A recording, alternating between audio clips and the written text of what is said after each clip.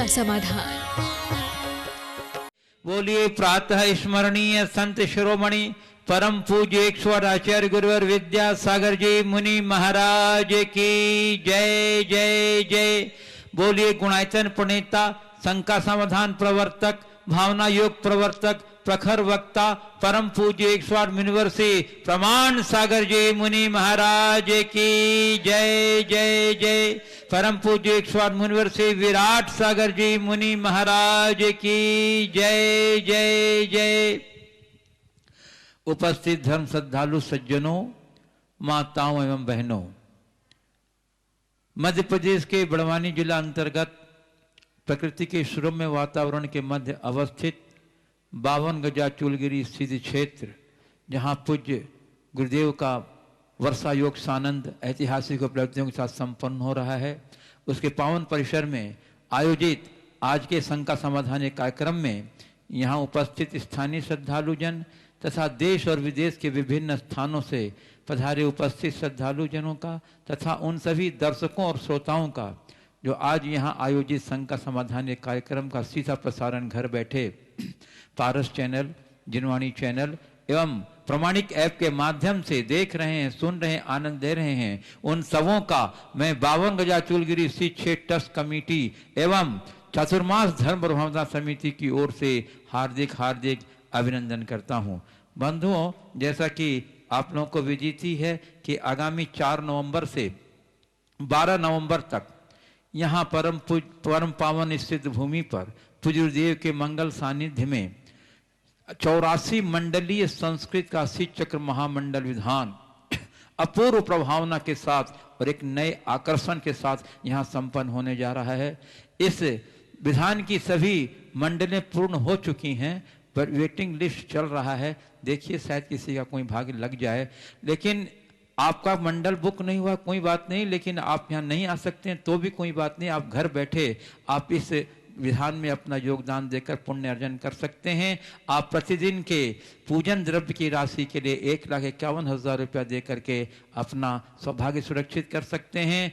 1,51,000 रुपया दे करके विधानकर्ताओं के सामूहिक शुद्ध भोजन व्यवस्था के अंतर्गत आप योगदान देकर के पुण्य अर्जन कर सकते हैं और व्रती भोजनालय के लिए 51,000 रुपये की राशि देकर के आप पुण्य अर्जन कर सकते हैं। आज मेरे पास एक स्वीकृति आई है, श्रीमती पद्मा सुंदरी नेमीचंद जैन सुपुत्र राजकुमार संजय कुमार ओम सोहम पाटनी परिवार पाचोड़ वाले, इन्होंने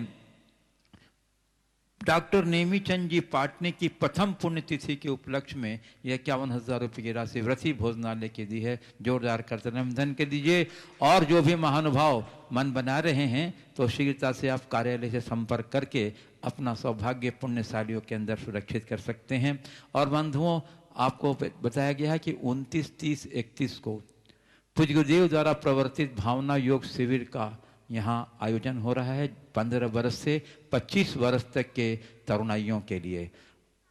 अत्यंत प्रसन्नता है कि इस 3 दिवसीय संगोष्ठ या शिविर में प्रथम दिन अर्थात 29 तारीख को देश के विख्यात fund manager HDFC mutual fund के CIO श्री प्रशांत जैन पधार रहे हैं और 29 तारीख के मध्याह्न काल शिविर में उनके द्वारा हमारे शिविरार्थियों को पर्सनैलिटी डेवलपमेंट का मोटिवेशन दिया जाएगा। तो बहुत ही महत्वपूर्ण और उपयोगी कार्यक्रम है, इसका पूरा से पूरा फायदा उठाना चाहिए। चलिए मैं आपको लिए चलूं शंका समाधान की ओर। इसके पूर्व हम लोग सभी सामूहिक आशीर्वाद गुरुदेव से ग्रहण कर अपने को अभिषिक्त करेंगे। बोलिएगा मेरे साथ, नमोस्तु गुरुदेव, नमोस्तु गुरुदेव, नमोस्तु गुरुदेव। बोलिए परम ऋषि प्रमाण सागर जी महाराज की। और पूज्य गुरुदेव, कुछ ऑनलाइन जिज्ञासाओं के साथ प्रारंभ करता हूँ आज के शंका समाधान। कुमारी आकांक्षा आशीष जैन लोनारा खरगोन मध्य प्रदेश से पूछ रही हैं, गुरुदेव हमारा शरीर जो भी कर्म करता है वह आत्मा के कारण ही करता है। अच्छे या बुरे कर्म सब हमारी आत्मा ही शरीर से करवाती है। तो अगर आत्मा में शरीर से अच्छे या बुरे कर्म करवाने की, सोचने समझने की शक्ति है, तो वह अपनी अगली पर्याय में जाकर अपनी पिछली पर्याय को क्यों भूल जाती है? बात सही है। कि हमारी संसार में जो भी प्रवृत्तियाँ होती है, शुभाशुभ प्रवृत्तियाँ, वो आत्मा के द्वारा होती है। लेकिन हमारी सारी प्रवृत्तियाँ आत्मा के द्वारा आत्मा से ही नहीं होता, उसमें कर्म निमित्त बनता है। और जैसे कर्म का योग होता है, आत्मा के परिणाम वैसे हो जाते हैं। तो कर्म के संस्कार अगर उल्टे होते हैं तो परिणाम भी उल्टे ही होते हैं। अनादि के कर्मजन्य संस्कार आत्मा को विभावों में धकेलता है, और जब अपने ज्ञान के बल पर आत्मा जागती है, चेतना जागती है, तो वह अपनी वैभाविक परिणति को रोककर स्वभाव का आश्रय लेता है। जब स्वभाव का आश्रय लेता है तो सारी परिणतियाँ निर्मल हो जाती है, तो परिणाम भी ठीक होता है। हमारा पुरुषार्थ इसी में है कि जन्म जन्मांतरों से चले जा रहे इस चक्र को तोड़े। हर प्राणी कर्मों का कठपुतली बना हुआ है। हमारी दशा एक कठपुतली की तरह है, जिसे जैसे नचाया जाए वैसा नाचते। कर्म नाच नचाता, हम नाचते हैं। अज्ञानी कर्म की नाच नाचता रहता है, और ज्ञानी कर्म को उल्टा नचा देता है। अपने भीतर ज्ञान जगाइए, कर्म की जड़ उखाड़िए, फिर आप वह पाएंगे जो आप हैं। गुरुदेव, श्रीमती पल्लवी जैन दिल्ली से पूछ रही हैं, जब भी मैं किसी महान व्यक्तित्व पुराण का अध्ययन करती हूँ, मैं देखती हूँ कि नारी के लिए पति चुनने का अधिकार था, एवं पुरुष अथवा राजाओं के लिए अनेक विवाह करने पर भी कोई नियम नहीं था। राजा जिससे चाहे विवाह कर सकता था, चाहे वह कन्या किसी भी कुल, जाति अथवा वर्ण की हो, तथा राजा की आयु सीमा पर भी कोई विचार नहीं था। और आज समाज में लव मैरिज होने पर इतना बवाल क्यों हो रहा है? समाज लड़के लड़कियों को अपनाते नहीं है, इसी कारण लड़के लड़कियां गलत रास्ते अपना रहे हैं, जबकि स्थिति पहले से बहुत अच्छी है। गुरुदेव कृपया मार्गदर्शन दें। देखिए, आपने जिस संदर्भ में सवाल किया है, इससे बड़े व्यापकता और गंभीरता से समझने की आवश्यकता है। जहाँ तक पुराने काल की बात है, राजतंत्री युग में जो व्यवस्थाएं थी, ये बात सही है कि उस समय नारी को स्वयंवर करने का रिवाज था, और वो अपना वर स्वयं चुनने के लिए अधिकृत होती थी। लेकिन उसमें भी जितने भी स्वयंवर हुए हैं, सभी सुकुल लोगों के साथ, पुण्यशाली लोगों के साथ हुए।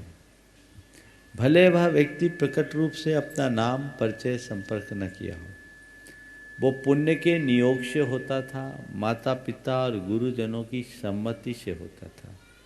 ऐसा एक भी प्रकरण नहीं आया जहाँ किसी कन्या ने माता पिता की उपेक्षा करके स्वयं स्वयंवर किया।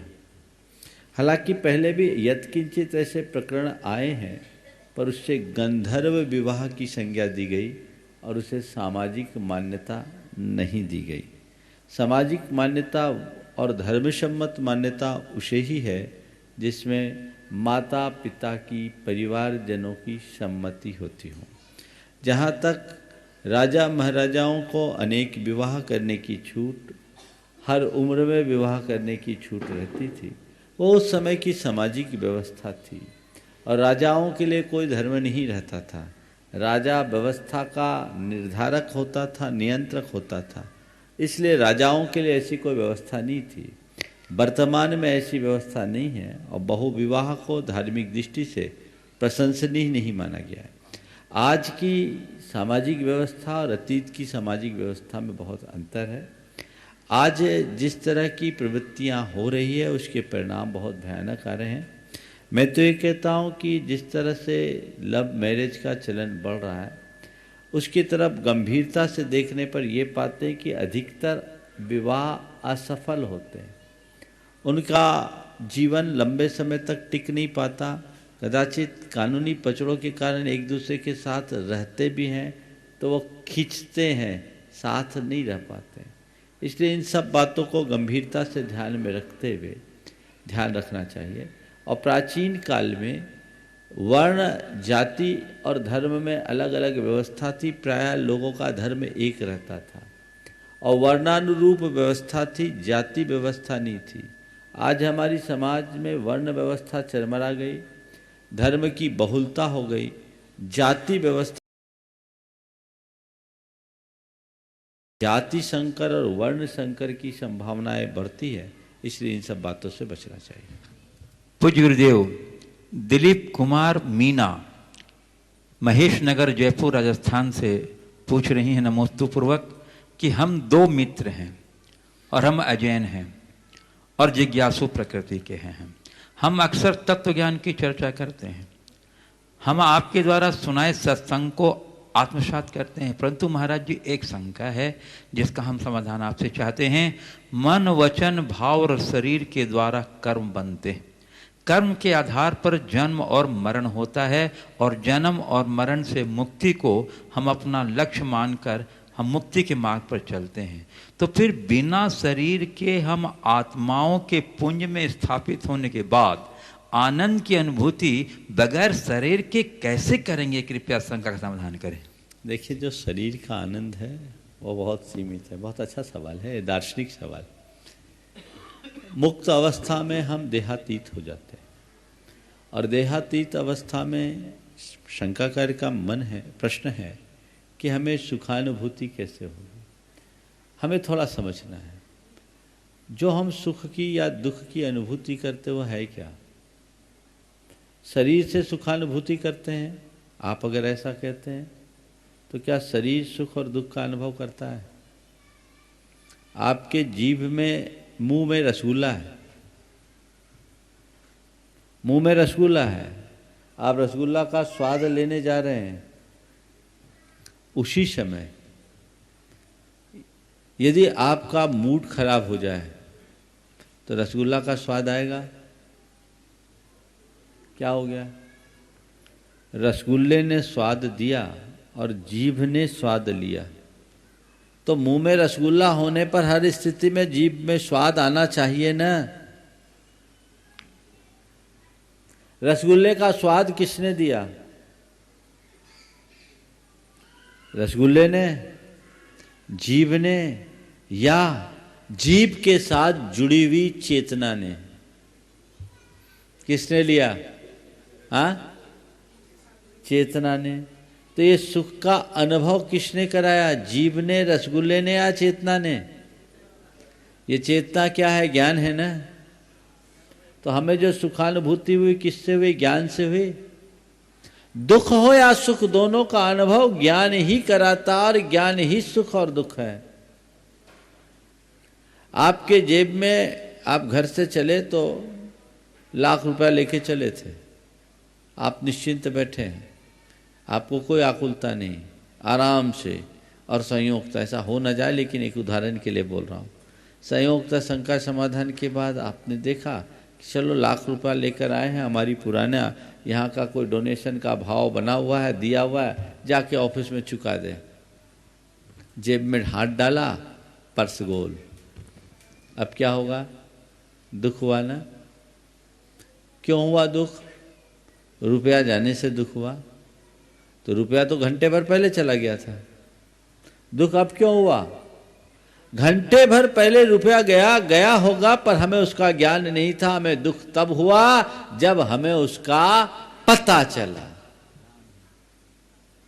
तो दुख हो या सुख, दोनों का अनुभव ये शरीर नहीं करता, कराता, इंद्रियां नहीं करती, कराती, कौन करता है? ज्ञान। तो मुक्त अवस्था में हमारे साथ पूर्ण चैतन्य होता है, हमारा ज्ञान होता है और वहां परम आनंदानुभूति होती है। लोक में हमारा ज्ञान राग द्वेष मोह से प्रभावित होता है, इसलिए चीजों के साथ इष्टानिष्ट कल्पना जुड़ जाती है। इष्टानिष्ट कल्पना में कोई जो इष्ट लगता है उसमें सुखानुभूति होती है और जो अनिष्ट लगता है उसमें हम दुख का अनुभव करने लगते हैं। पर जब बीतराग दशा होती है उसमें ना कोई इष्ट होता है, ना अनिष्ट होता है, ना अच्छा होता है, ना बुरा होता है, ना शुभ होता है, ना अशुभ होता है। वहाँ जो जैसा है वो वैसा होता है और आत्मा उसे मात्र जानता है, देखता है, जो कि उसका स्वभाव है और इसमें ही परम आनंद है, वस्तुतः ज्ञान ही सुख है। जहाँ इष्टानिष्ट संकल्प विकल्प है वहाँ सर्वत्र दुख है। तो मुक्त अवस्था में निर्विकल्प, विषयातीत, अनुपम, अनंत, विच्छेद रहित सुख मिलता है।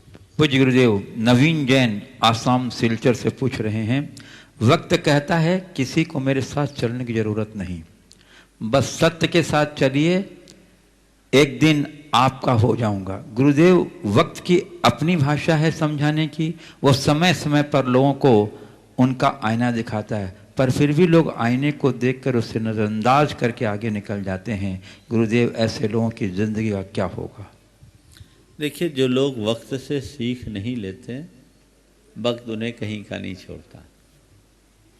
अच्छे बुरे वक्त से मनुष्य को अनुभव लेना चाहिए और उसी अनुरूप अपना कार्य करना चाहिए। हमें हर वक्त एक अच्छा अनुभव देता है, चाहे वो बुरा वक्त हो या अच्छा। वो कला हमारे अंदर आनी चाहिए, और जो कला कुशल लोग होते हैं वो खुद के अच्छे बुरे वक्त से तो अपनी सीख लेते ही हैं, दूसरे के वक्त को देख करके भी वो अपना जीवन सुधार लेते हैं। कहते हैं वक्त की नजाकत देखकर चलने वाला मनुष्य कभी विफल नहीं होता, और वक्त के विरुद्ध चलने वाला मनुष्य कभी सफल नहीं होता। पूज्य गुरुदेव अनिल मेहता उदयपुर से पूछ रहे हैं कि रसगुल्ले में रस नहीं हो तो गुल्ला बेकार लगता है, इसी प्रकार व्यक्ति में धर्म का रस नहीं हो तो गुल्ला जैसा बेकार लगता है। क्या गुरु की वाणी से गुल्ला में धर्म का रस कैसे भरें जिससे गुल्ला रूपी व्यक्ति धर्म के रस में डूबा रहे? बहुत सुंदर सवाल है। रसगुल्ले में रस ना हो तो रसगुल्ला बेकार, और गन्ने में रस नहीं तो वो गुल्ला ही रह गया। आपने पूछा है धर्म रहित मनुष्य में गुल्ले में गुरु के ज्ञान का रस कैसे भरे। तो देखो, दो तरह से रस होता है। आपने गन्ने और रसगुल्ले का दोनों का उदाहरण रखा है। गन्ने में जो रस होता है वो भीतर से आता है, और रसगुल्ले में जो रस आता है वो बाहर से आता है। भीतर का रस स्वास्थ्य रस है, जो उन व्यक्तियों के जीवन में आता है जो अध्यात्म की ऊंचाइयों का स्पर्श कर लेते हैं। गन्ने जैसी मिठास उनके रग रग में समा जाती है। लेकिन जो नीचे की भूमिका के लोग हैं वो रसगुल्ले की तरह हैं, उनको रसगुल्ले का आचरण करना चाहिए। रसगुल्ले में रस कब आता है? जब वो चाशनी में डूबता है। तो गुरुओं के वचनों की चाशनी में डूब जाओ और रोम रोम को उस रस से पुगोलो, तुम में भी मिठास आएगी, जीवन में आनंद भर जाएगा। पूज्य गुरुदेव रिचा आकाश जैन, स्थान नहीं लिखा है, how to encourage a person born in Jain family to know the Jainism?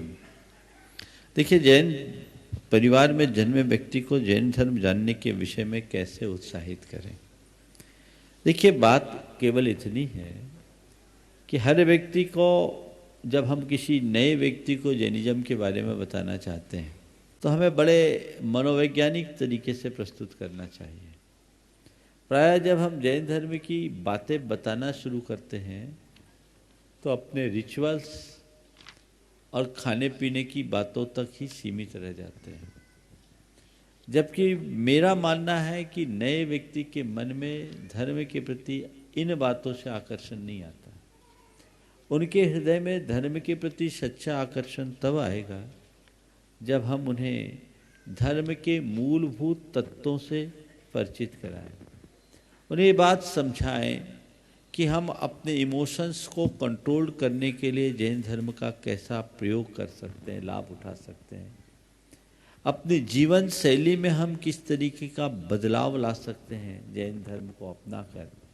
हमारे जीवन व्यवहार में जैन धर्म का क्या रोल है, उनको अपनाएं तो हमारा जीवन कैसे नियंत्रित होगा। कल मुझे किसी ने एक पेपर की कटिंग दिखाई जो विराट कोहली का एक स्टेटमेंट था कि जब से मैं शाकाहारी बना तब से मैं और अच्छा कर पा रहा हूँ और अच्छा महसूस कर रहा हूँ। मैंने सुना है विराट कोहली वीगन है, पूरी तरह शाकाहारी हो गए और 1 साल में उनने शाकाहार अपनाने के बाद इस बात को व्यक्त किया।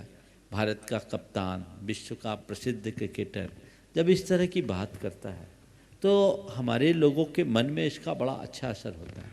तो हमें चाहिए कि हम अपने लोगों को जैन धर्म की मूलभूत बातों से अवगत कराएं। हम कहें मंदिर जाना, रात्रि भोजन नहीं करना, ये नहीं, आलू नहीं खाना, प्याज नहीं खाना, ये सब बातें बाद में। पहले ये बताएं कि हमारे जीवन में अहिंसा का, शाकाहार का, सदाचार का, अनेकांत का क्या स्थान है। अपने जीवन व्यवहार को हम इन आदर्शों को अपनाकर कैसे नियंत्रित कर सकते हैं।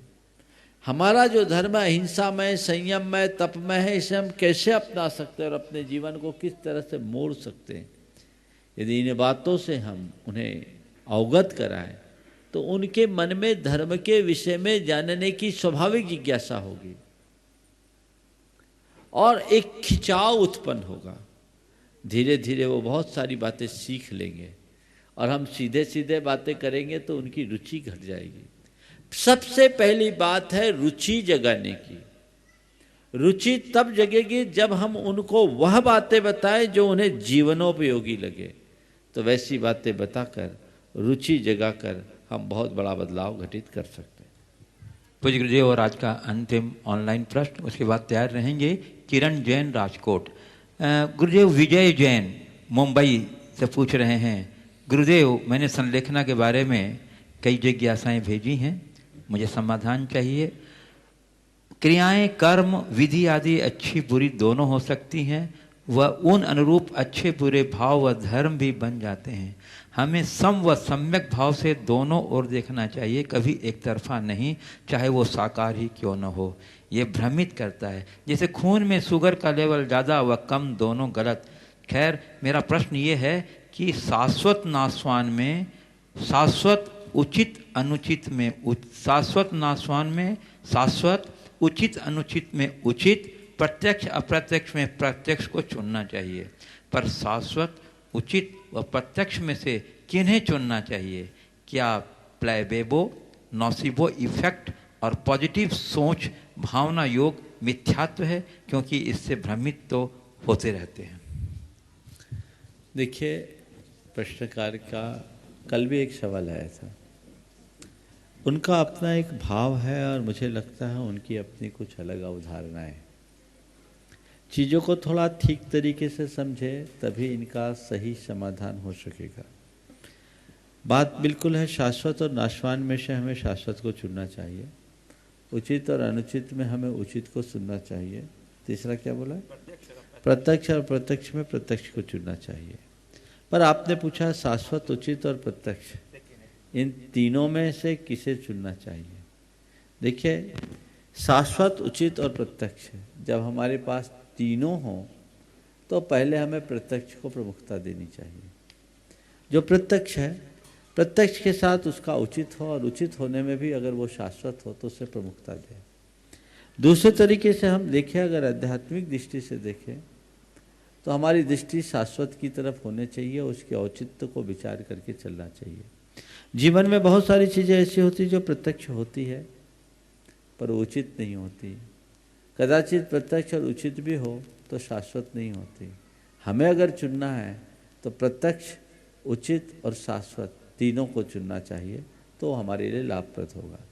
जहाँ तक प्लेसिबो और नेसिबो इफेक्ट को मानना मिथ्यात्व वाला सवाल है, ये उचित नहीं है, क्योंकि यहाँ सम्यक और मिथ्यात्व की बात नहीं है। यहाँ तो आज जो मनोविज्ञान की दिशा में अवधारणाएं प्रकट हुई और हमारी भावधारा का जो प्रभाव बताया गया, मैंने उसे एक उदाहरण के रूप में प्रकट किया कि इस तरीके से मनुष्य अपनी भावधारा को बदले तो बहुत कुछ परिवर्तन आ सकता है, जो प्लेसिबो और नोसिबो इफेक्ट में वैज्ञानिकों के द्वारा मान्य प्रयोग सिद्ध बात है।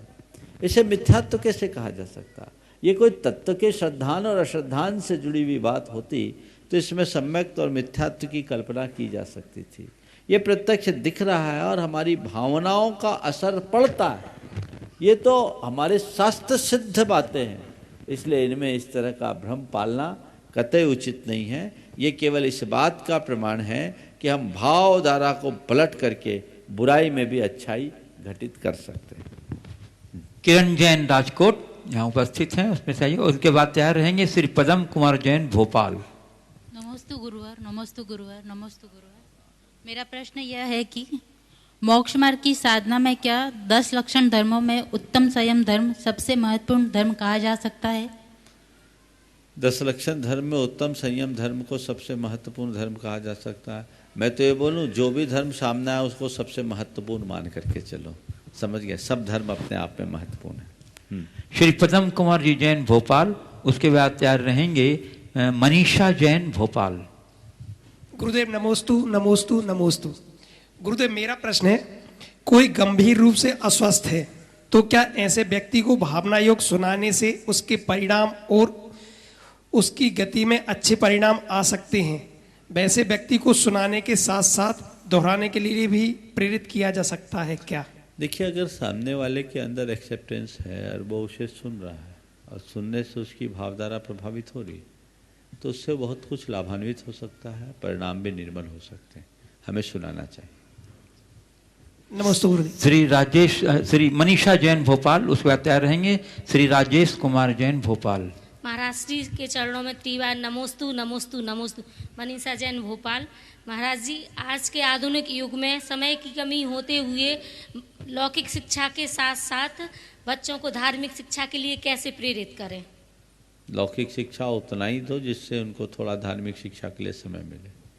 आजकल की माताएं बच्चों को इतना ज़्यादा कोर्सों में उलझा देती हैं कि माँ बाप से ज़्यादा बिजी बच्चे हो जाते हैं। रास्ता कैसे खुलेगा? नमस्ते। राजेश कुमार जैन भोपाल, उसके बाद तैयार रहेंगी नीलू जैन अशोक नगर भोपाल। हे गुरुवर नमोस्तु नमोस्तु नमोस्तु। मैं राजेश कुमार जैन भोपाल। मेरी जिज्ञासा महाराज जी, आज जब आप गाथा समझा रहे थे उसके संबंध में आपने बताया था महाराज जी कि व्यक्ति को अपने पुण्य के फल का त्याग करना चाहिए। अगर महाराज जी हम पुण्य के फल के त्याग करेंगे तो हमें जो कुछ मिला है पुण्य के फल से ही मिला है, और पुण्य के फल का त्याग कर देते तो आज हम आपकी जिज्ञासा समाधान में कैसे आके धर्म लाभ ले पाते? फल को त्याग करके यहाँ आए हो, पुण्य के फल को भोगते तो वहीं रहते। पुण्य के फल को भोगने का निषेध किया है। पुण्य के फल को भोगोगे तो पाप होगा।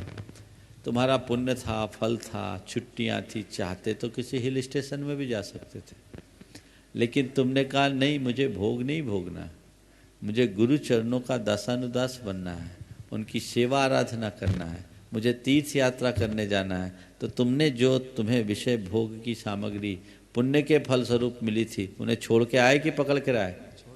तो पुण्य के फल को त्याग कर न पाया, भोगने में वहीं रह जाते। चलिए। नीलू जैन अशोक नगर भोपाल को तैयार रहेंगी सीमा जैन मैसूर। हे गुरुवर त्रिवार नमोस्तु नमोस्तु नमोस्तु। हे गुरुवर, इस स्त्री पर्याय का छेदन कैसे करें, मतलब धर्म करते हुए? कई बार बता दिया। स्त्री पर्याय छेदने में क्यों लगते हो? संसार छेदने की बात करो, रत्नत्रय धारण करो, सब छिद जाएगा। सीमा जैन मैसूर, उसके बाद तैयार रहेंगे श्री आनंद सिंघई थाने मुंबई। नमोस्तु महाराज जी, नमोस्तु महाराज जी। पूरे मैसूर समाज की तरफ से और समस्त परिवारिक जनों की तरफ से आपको 3 बार नमोस्तु नमोस्तु नमोस्तु। महाराज जी, यात्रा के समय हमारे पास समय की थोड़ी कमी रहती है। उस समय हम अपनी जो दैनिक क्रियाएं हैं, जो पूजा वगैरह है वो थोड़ा, और जाप वगैरह है वो उतना अच्छे से नहीं कर पाते जितना अच्छे से हम रोज के उसमें करते हैं। तो उस सब से हम कैसे अपने आप को, मतलब उसको कैसे पूरा करें? देखिए, बात सही है। जब यात्राओं में रहते हैं तो हमारी दैनिक दिनचर्याएं थोड़ी बहुत तो प्रभावित होती हैं। तो उसके लिए 2 रास्ता है। पहला रास्ता तो है कि यात्रा पूरी होने के बाद जितनी हमारी चीज़ें छूटी है उसको डबल कर लो। गुरुदेव ब्रह्मचारियों को प्रायश्चित देते, एक सामायिक छूटने पर एक उत्कृष्ट सामायिक, यानी 2 घंटे 24 मिनट की सामायिक करो, 3 गुनी सामायिक करो तो कवर हो जाए। दूसरा रास्ता ये भी है कि जिस समय आप लोग यात्रा में रहो और जितनी देर ट्रैवलिंग कर रहे हो, गाड़ी पर हो, मौन ले लो और चलती गाड़ी में इधर उधर की कथा करने की जगह मौन पूर्वक भजन भक्ति करो, जाप करो, पाठ करो। तो ये आपके धर्म ध्यान का एक रूप बन सकता है। श्री आनंद सिंघई थाने। बोले।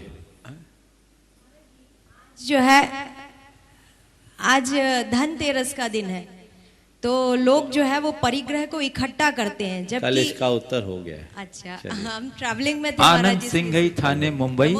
इसके बाद तैयार रहेंगे श्री आईसी जैन साहब मंडलेश्वर क्षेत्र ट्रस्टी। नमोस्तु गुरुदेव, नमोस्तु गुरुदेव, नमोस्तु गुरुदेव। मैं आनंद सिंघई, समस्त सिंघई परिवार सागर की तरफ से आपके आशीर्वाद का आकांक्षी हूँ। आज मेरे चाचा श्री अशोक सिंघे जी का जन्मदिन है, तो उनके लिए आपका आशीर्वाद का आकांक्षी हूँ। महाराज जी, मेरी एक शंका है। मैं पिछले 2 वर्षों से आपसे मिलता हूँ। पिछले साल दिवाली के दिन भी आपसे मिला था रतलाम में, और इस बार भी आज सुबह हम बॉम्बे से निकले और आपके दर्शन के लिए आए हैं। व्यवहारिक रूप से हम समस्त समाजों और धर्म के लोगों से और विभिन्न देशों के लोगों के साथ मिलकर काम करते हैं और साथ में रहते हैं और दुनिया भर की बड़े बड़े प्रोजेक्ट्स पे काम करते हैं।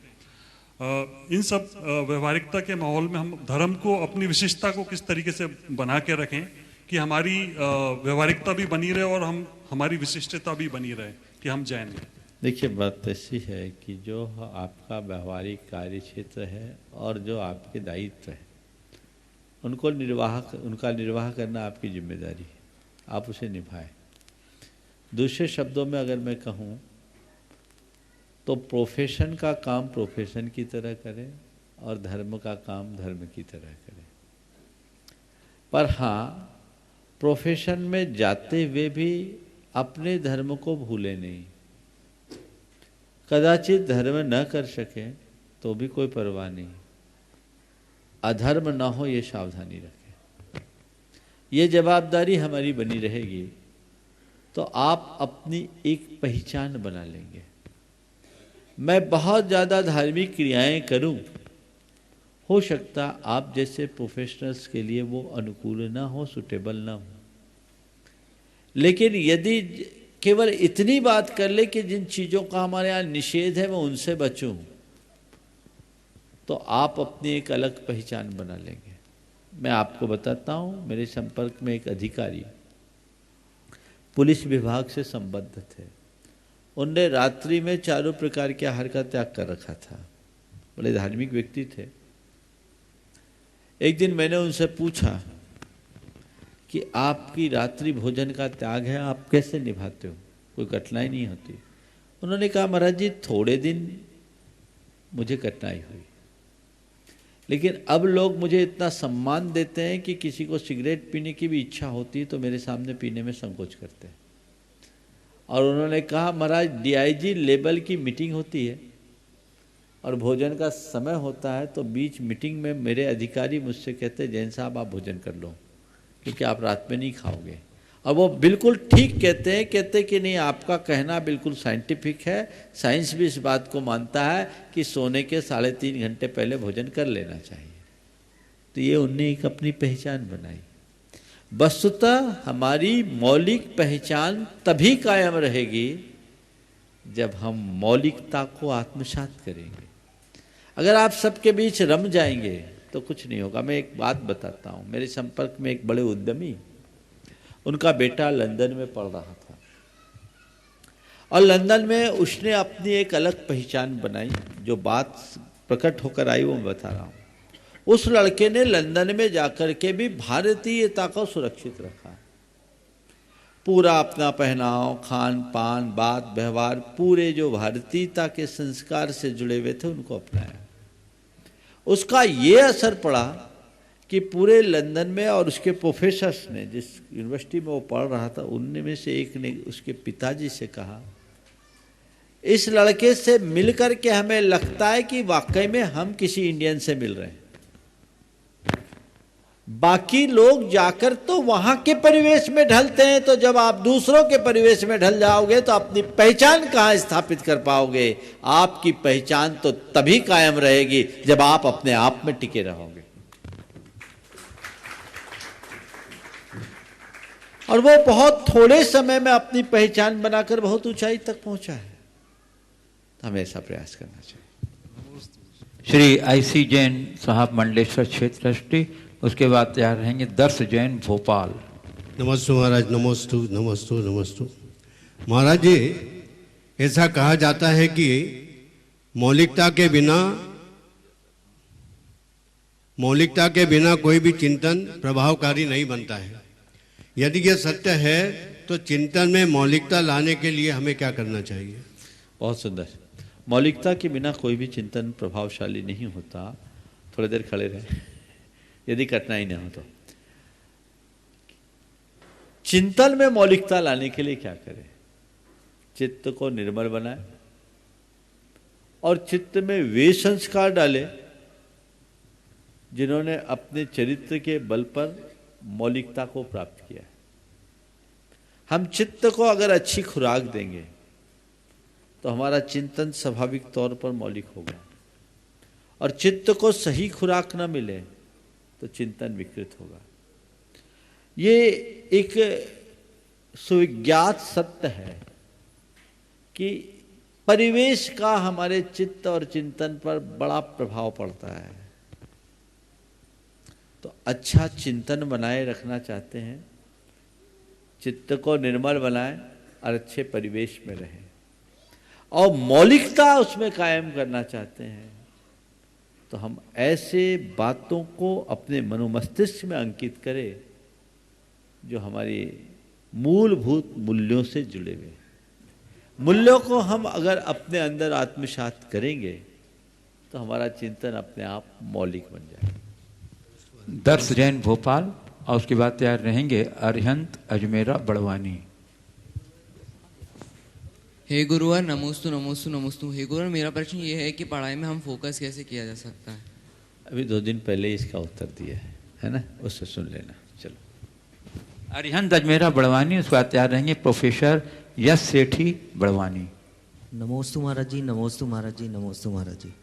महाराज जी, दूसरों को रास्ता दिखाते हुए अगर हमारी मंजिल ही करीब से गुजर जाए तो मार्गदर्शी बनना सार्थक है या अपने मार्ग पर कंसंट्रेट करना? दूसरों को रास्ता दिखाते हुए मंजिल ही हाथ से निकल जाए तो मार्गदर्शी बनना ठीक है या अपने मार्ग पर कायम रहना? देखिए, दूसरों को उतना ही मार्गदर्शन दीजिए जिससे आपका मार्ग टिका रहे। समझ गए? जब हम तैरते थे ना, तो तैरते समय जो हमें तैरना सिखाते थे वो एक बात कहते थे कि देखो, कभी तैरते समय किसी दूसरे को पार निकालने उतारने की बात हो तो उसे इतने हल्के से पकड़ो कि वो तुम्हें न डूबने दे। अगर वो तुम्हें जोर से पकड़ रहा है तो तुम उसको छोड़ दो, नहीं तो वो तो डुबाई, तुमको भी डुबा देगा। मार्गदर्शक तटस्थ भाव से मार्गदर्शन दे, पर उपदेश कुशल बहु तेरे वाला ना बने। वो खुद अपने लक्ष्य को सामने रख करके चले, उसकी पूर्ति के लिए अंदर से उत्साहित रहे और अपने लक्ष्य से अनुबंधित होकर के चले, फिर मार्गदर्शन दे। अगर हम दूसरों को ही मार्गदर्शन देने में रहें और अपने आप को भटका दे तो इससे भयानक भूल और कोई दूसरी नहीं हो। प्रोफेसर यश सेठी बड़वानी, और उसके बाद आचार्य श्री के परम शिष्य बाल ब्रह्मचारी संजीव भैया जी कटंगी। नमोस्तु महाराज जी, नमोस्तु नमोस्तु नमोस्तु। महाराज जी, उलझने भी मीठी हो सकती है, जलेबी इस बात की जिंदा मिसाल है। पर गुरुदेव, जलेबी से चाशनी पाने वाली सुलझन कोई देता नहीं है, यही बात का बवाल है। वाह, उलझने भी मीठी हो सकती है, जलेबी इस बात की मिसाल है, और जलेबी जैसी सुलझन पाने वाली चाशनी जैसी सुलझन हाँ देता नहीं है, इसी बात का बवाल है। चाशनी जैसी सुलझन कोई देता नहीं, इसका ही बवाल है। वस्तुतः ये बात बहुत गंभीर है, प्रेरणा योग्य है। आपने जो बात कही है, अगर लोग थोड़ी गंभीरता से इस पर विचार करें तो बहुत बड़ा रस आनंद आ सकता है। चाशनी टेढ़े मेढ़े जलेबी को भी रसवान बनाती है, क्योंकि उसके अंदर मिठास है, और जिसके अंदर मिठास है वो सबको मीठा करने में समर्थ है। बस इतनी सी बात हमारे मन मस्तिष्क में बैठ जाए, यदि मेरे भीतर सकारात्मकता होगी, सकारात्मकता की चाशनी होगी, तो चाहे कैसे टेढ़े मेढ़े प्रसंग क्यों ना आ जाए, मैं उन सबको मीठा बनाने की क्षमता अपने भीतर रखता हूं, मीठा बना सकता हूं, बन जाएगी। सोच सकारात्मक होनी चाहिए। ये टेढ़ा है, टेढ़ा है, टेढ़ा है, ऐसा मत कहो, क्योंकि टेढ़ा भी मिठास से भर सकता है यदि कोई उसके अंदर मिठास पिरोने वाला हो। ये सोच रखिए। इसलिए हमें कभी किसी व्यक्ति को गलत समझ करके पूरी तरह खारिज करने की कोशिश नहीं करनी चाहिए। अंतिम संभावना तक उसे सुधारने का प्रयत्न करना चाहिए।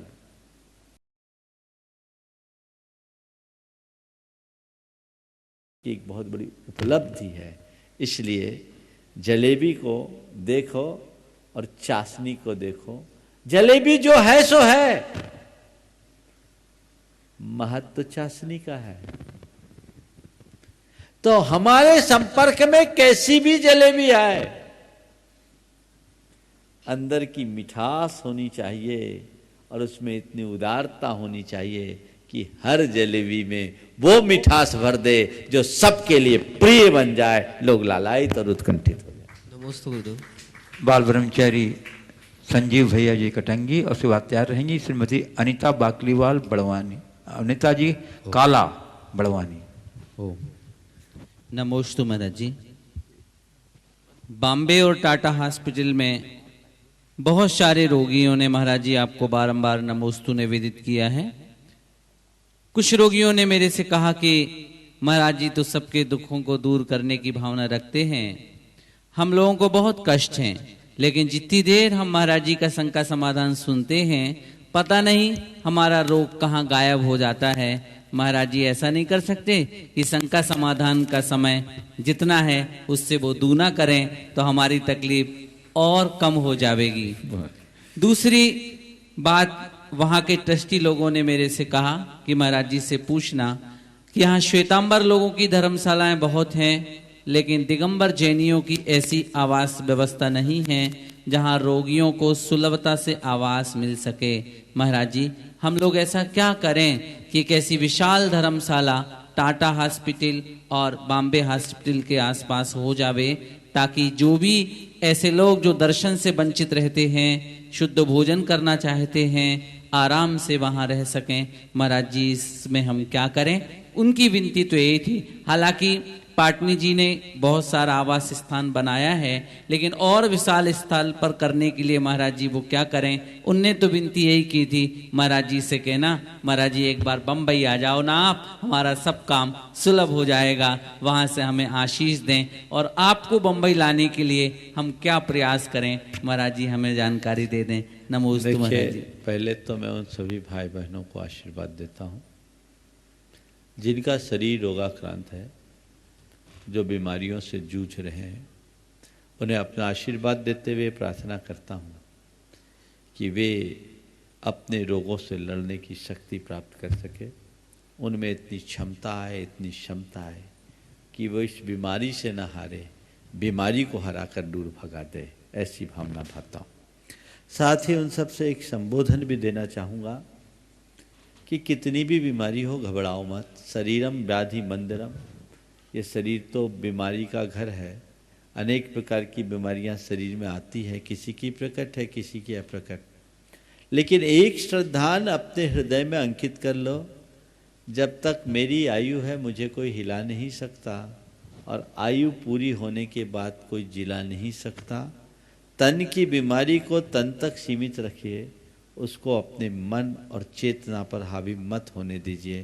तन बीमार है, चेतना को कोई बीमारी नहीं। मैं आरोग्य स्वभावी हूँ, मैं अरुग्न हूँ, ये धारणा अपने हृदय में जागृत कीजिए और अपने अजर अमर अविनाशी आत्म तत्व के श्रद्धानी बनिए। कर्म के दुर्योग से इस भाव का पूरा सुख वे लोग नहीं ले पा रहे हैं जो इस तरह की भयानक बीमारियों से ग्रसित हैं, लेकिन अपने भेद विज्ञान के बल पर अपना आध्यात्मिक उद्धार तो कर ही सकते हैं। भावना भाइये, और ये बीमारी अपने सम्यक दर्शन का निमित्त बनाइए। इससे भेद विज्ञान जगना चाहिए, इससे शरीर और आत्मा की भिन्नता का बोध करना चाहिए। देखिए मुनिवर चिन्मय सागर जी ने कितना बड़ा आदर्श प्रकट किया। आपके लिए तो सब प्रकार की मेडिकल फैसिलिटीज है, उसके बाद भी आप लोग घबराते हो।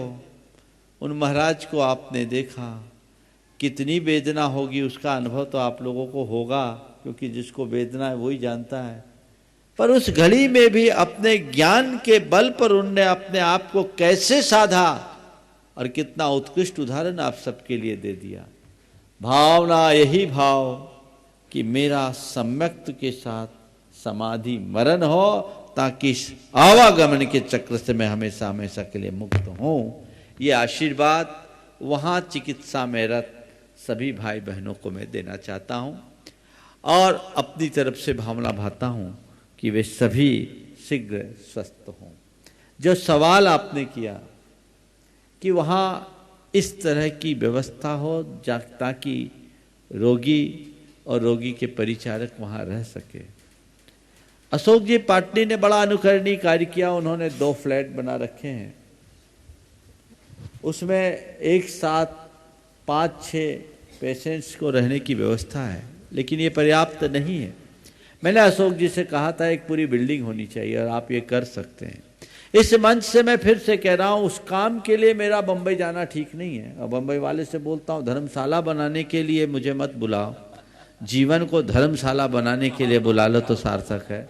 अपने भीतर धर्मशाला करो। इसके लिए तो मैं ये कहूँगा कि बॉम्बे में एक से एक श्रीमंत लोग हैं। देश भर में हमारे समाज में पैसों वालों की कमी नहीं। अगर तुम्हारे हृदय में ऐसा भाव है कि वाकई में इसकी जरूरत है, कोई भी लोग आगे आ जाए और इस कार्य को आगे बढ़ा सकते हैं, मिलजुल करके बढ़ा सकते हैं। जैसे अशोक जी ने 2 फ्लैट लिए, अगर ऐसे करके 1-1, 2-2 फ्लैट भी कोई ले ले अपनी अपनी तरफ से और उसका मेंटेनेंस कराए तो एक बहुत बड़ा काम हो सकता है। इतने से कार्य के लिए मुझे बम्बई मत बुलाना। और बम्बई मेरा जाना नहीं जाना मेरे हाथ में है नहीं, वो हमारे गुरुदेव के हाथ में है। फिर भी मैं ये कहना चाहता हूं, ये कार्य तो दूर से बैठ करके भी हो सकता है। बम्बई के लोग बीड़ा उठाए, इस कार्य को आगे बढ़ाए, जिसकी वहां आज बहुत बड़ी आवश्यकता है। आज प्रायः हर सप्ताह एक न एक कैंसर पीड़ित का समाचार आ जाता है। आज ये सप्ताह खाली जा रहा था, आज ही सूचना इन्हीं के माध्यम से मिल गई। ये कहीं ना कहीं, ये आप सोचिए, ये तो समाचार उनकी तरफ से जो हमारे संपर्क में है, बहुत थोड़े लोग अपने संपर्क में हैं। इसका तात्पर्य ये है कि कैंसर जैसी विघातक बीमारी अब आम होते जा रही है, उससे बचिए और अपने खान पान में परिवर्तन कीजिए। जो हमारी परंपरागत भोजन की शैली थी उसे अपनाइए। अभी परसों मुझे किसी ने बताया, आरओ के 2-3 दिन पहले, आरओ का पानी पीना महान भयानक है। उससे विटामिन डी की, मैग्नीशियम की, कैल्शियम की भारी कमी होती है, क्योंकि उसमें वो डिमिनरलाइज कर देते हैं पानी को। और पानी के डिमिनरलाइज हो जाने से उसके जो वास्तविक तत्व हैं, पोषक तत्व, वो समाप्त हो जाते हैं और उनका और कोई दूसरा स्रोत नहीं है। हमें बदलाव लाना चाहिए। प्लास्टिक की बोतलों में रखी चीज़ों को खाना पीना ये भी भयानक है। इनसे बदलाव लाएं और अपने परंपरागत तरीके से हम जीना शुरू करें तो बहुत बड़ा परिवर्तन आएगा। ये ऐसी बीमारी है जिससे अनेक लोग अकाल मृत्यु के शिकार बन रहे हैं। हमें सावधान होना चाहिए और ऐसे लोगों के लिए जितना बन सके अच्छे से अच्छा करना चाहिए। श्रीमती अनीता काला बड़वानी बता रहेंगे। डॉक्टर आशीष जैन विदिशा, पूज्य मुनि श्री शीतल सागर जी महाराज के गृहस्थ अवस्था के भ्राता श्री। अनीता जी बाकलीवाल, उसके बाद बाकलीवाल नहीं, क्या हो गया आज आप? महाराज जी के चरणों में 3 बार नमोस्तु नमोस्तु नमोस्तु। ये मेरा जो प्रश्न है वो अशोक बाकलीवाल का है। लो, इसी बाकलीवाल का इंप्रेशन था। हाँ, बॉम्बे से पूछवाया है उन्होंने कि कल और परसों की बहुत ज्यादा बारिश में त्रिमूर्ति जो मंदिर है उसका मानस्तंभ नीचे गिर गया और मानस्तंभ की जो ऊपर मूर्ति होती है वो भी खंडित हो गई है और जो बीच की मूर्ति है वो भी खंडित हुई है। तो ये मंदिर में ऐसा कुछ हुआ है तो इसको क्या संज्ञा दी जाए और समाज क्या करे उसके लिए? देखिए, ये तो प्राकृतिक प्रकोप है, अधिक बारिश के कारण ऐसा हो गया। ये एक प्रकार के अच्छे संकेत नहीं हैं, पर किसी ने जानबूझ के तो किया नहीं। अब धराशायी हो गया सो हो गया, उसके विधि विधान से शांति कर्म आदि करना चाहिए और उसकी पुनर्प्रतिष्ठा का प्रयास करना चाहिए। अब ऐसा क्यों हो गया, क्या हो गया, इसका परिणाम क्या होगा, जो होना होगा सो होगा। इसमें ज़्यादा दिमाग उलझाने की बात मैं नहीं समझता। ये होना था सो हो गया, अब क्या करना ये देखना चाहिए। और शास्त्रों में ऐसा विधान है, अगर ऐसा कुछ हो जाए, मान लो भूकंप से मंदिर गिर जाए तो क्या करेंगे? इसको कोई रोक लेगा क्या? बहुत ज़्यादा बारिश हुई होगी, स्ट्रक्चर प्रभावित हो गया। तो बम्बई में इतनी वर्षा हुई है क्या अभी? हाँ, बिजली वज्रपात हुआ है। अच्छा, तो जो कुछ भी है ये एक प्राकृतिक प्रकोप है, इसका निराकरण शास्त्रीय विधि विधानानुसार कर लेना चाहिए। नमस्ते। डॉक्टर आशीष जैन विदिशा और उसके बाद शोभित जैन भोपाल। महाराज जी को त्रिवार नमोस्तु। महाराज जी, मेरी शंका थी कि तीर्थ यात्रा के दौरान जिस भी क्षेत्र से गुजरते हैं उन कई क्षेत्रों में जैन समाज का पूर्णतः अभाव हो गया है, केवल मैनेजिंग कमेटी रहती है। ऐसा क्यों हो रहा है महाराज जी, जबकि क्षेत्रों पे प्रभाव होना चाहिए, लोगों को वेल बीइंग होना चाहिए? देखो ऐसा है, तीर्थ क्षेत्रों में लोगों की न रहने के पीछे का कारण कोई दूसरा है। तीर्थ क्षेत्र वह क्षेत्र है जो धर्म क्षेत्र है, और धर्म क्षेत्र में लोग अपना पाप साफ करने के लिए आते हैं, पाप जोड़ने के लिए नहीं। हमारे यहाँ एक बड़ी पुरानी उक्ति है कि अन्य क्षेत्रे कृतं पापम धर्म क्षेत्रे विनश्यति, धर्म क्षेत्रे कृतं पापम वज्रलेपो भविष्यति। दुनिया में किए गए पाप को हम धर्म क्षेत्र में साफ करते हैं, और धर्म क्षेत्र में पाप करेंगे तो वज्रलेप होगा। ये अवधारणा युगों से हम सबके अंदर है। तो लोगों ने एक डिस्टेंस मेंटेन किया कि भाई तीर्थ क्षेत्र में हम बसेंगे तो हमें अनेक प्रकार के पापाचार्य में प्रवृत्त होना पड़ेगा, तो वो ठीक नहीं रहेगा। हमारे तीर्थों की पवित्रता भी उससे प्रभावित होगी और जीवन भी उससे प्रभावित होगा। इसलिए लोग तीर्थ क्षेत्रों में नहीं रहते। जितने भी हमारे तीर्थ क्षेत्र, जैसे सिद्ध क्षेत्र, निर्वाण क्षेत्र है। निर्वाण क्षेत्र, सिद्ध क्षेत्र अंतिम संस्कार का स्थान है, जहाँ हमारे संबद्ध महान आत्माओं का निर्वाण हुआ, उनका अंतिम संस्कार किया गया। तो जिस जगह अंतिम संस्कार होता है वहाँ कोई रहता कहाँ है? ये बात अलग है कि आजकल तो वहाँ भी घर बसने लगे हैं, कॉलोनियाँ बसने लगी है, लेकिन ये एक व्यवस्था है। इसलिए प्रायः तीर्थ क्षेत्रों में जन निवास नहीं होता, और मैं इसे एक दृष्टि से अच्छा भी मानता हूँ। ज़्यादा लोग रहने लगे तीर्थ क्षेत्रों में, तो तीर्थ क्षेत्र और तुम्हारे शहर में क्या अंतर हुआ? आज 52 गजा आकर के देखो, दिन दुनिया से बेखबर, एक कील लेने के लिए बड़वानी जाना पड़ता है, आनंद है। और रही सही कसर, मोबाइल भी निकाल लेता, कनेक्टिविटी नहीं है, आनंद से रहो। और ये सब रहे तो उसी में उलझ जाओगे तो क्या पाओगे? श्री शोभित जैन भोपाल। महाराज जी नमोस्तु नमोस्तु नमोस्तु। मैं एक शिक्षक हूँ भोपाल से, और बच्चों के बीच में काफी ज्यादा रहता हूँ। तो मैंने ये महसूस किया है कि सभी लोग अपने बच्चों को अच्छे अच्छे स्कूल्स में लेके जा रहे हैं आजकल, मगर कुछ विसंगतियां उनमें देखी मैंने, जैसे कि गलती से मांसाहार तक बच्चों ने किया है। ऐसे बच्चों को मैं जानता हूं, 3-4 बच्चों ने मेरे सामने कन्फेस किया है। तो ऐसा हम लोग सामाजिक स्तर पे क्या कर सकते हैं कि मतलब उन चीजों से बच्चों को बचाया जा सके और ऐसी चीजों में बच्चे गलती से भी ना पड़े? हालांकि उनको गलती लगती है इस बात को करने की, लेकिन उनसे ये पाप हो गया है जाने अनजाने। तो ऐसे कैसे इस चीज को सुधारा जा सकता है? देखिए, इस बहुत गंभीर विषय को आपने उठाया है, और इसके जिम्मेदार कौन हमें इसे देखना चाहिए। मैंने पहले भी अनेक बार ऐसा कहा है कि जिन स्कूल में बच्चे वेज और नॉन वेज दोनों प्रकार का भोजन लेकर के जाते हैं, वहाँ आप अपने बच्चों का एडमिशन कराते हैं तो उससे बड़ा नुकसान होता है। आजकल की स्कूली प्रक्रिया से कई चीज़ें विनष्ट हो गई। सबसे पहला नुकसान तो हुआ स्कूल्स की टाइमिंग के कारण बच्चों का मंदिर छूट गया, संस्कार छूट गए। सुबह 7 बजे से 8 बजे से उनका स्कूल होता है, बसेज आ जाती है, उनको स्कूल के लिए जाना होता है। उसकी माँ को बिना नहाए किचन में प्रवेश करना पड़ता है, और उसको तैयार करके भेजते भेजते उनके पति के दफ्तर जाने का टाइम हो जाता है, तब तक 9 बज जाते हैं। माँ का भी मंदिर छूट जाता है, बच्चे का तो मंदिर छूट ही गया। ये एक टाइमिंग एक बड़ा कारण है। दूसरा कारण इस तरीके से, जब बच्चे वेज, भैया थोड़ा साइड हो जाओ, वेज नॉन वेज एक दूसरे के देखते हैं, अबोध बच्चे देखते हैं, तो रोज रोज देखने से उनकी ग्लानि समाप्त हो जाती है।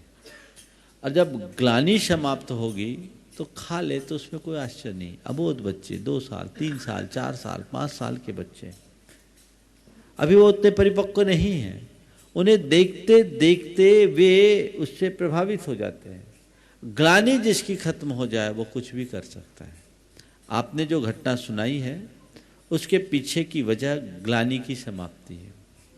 पर आजकल के माँ बाप स्कूलों का ब्रांड देखते हैं, उसूलों का ब्रांड नहीं देखते। स्कूल का ब्रांड देख रहे हो, उसूल का ब्रांड देखो। तुम्हारा उसूल क्या है? तुम जैन धर्म के अनुपालक हो, तुम अहिंसक आचार प्रचार के धारक हो। तुम्हें यह देखना चाहिए कि मेरे बेटे की शिक्षा चाहे जैसे हो, संस्कार सुनिश्चित होने चाहिए। लेकिन उल्टा है।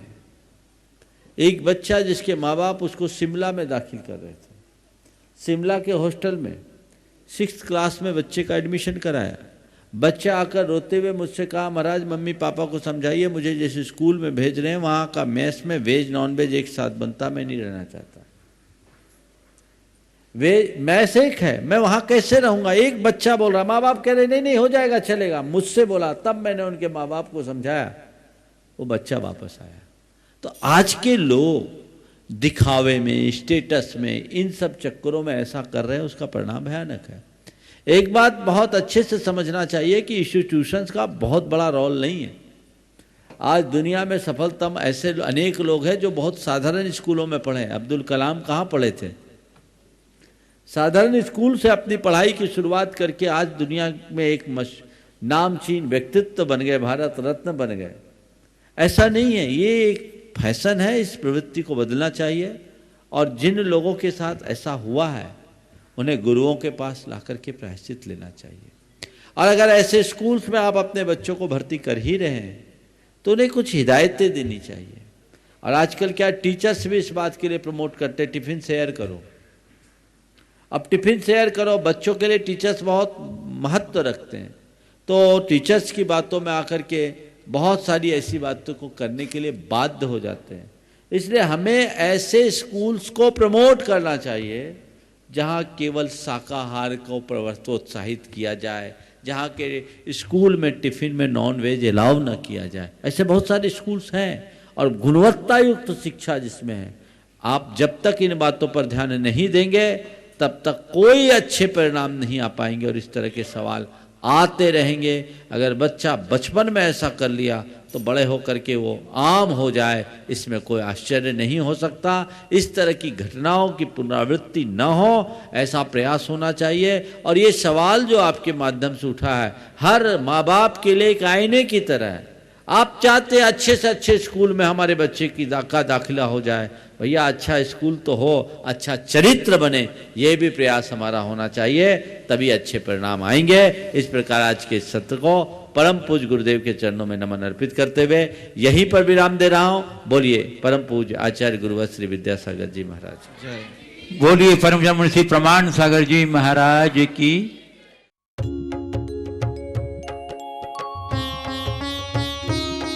शंका समाधान।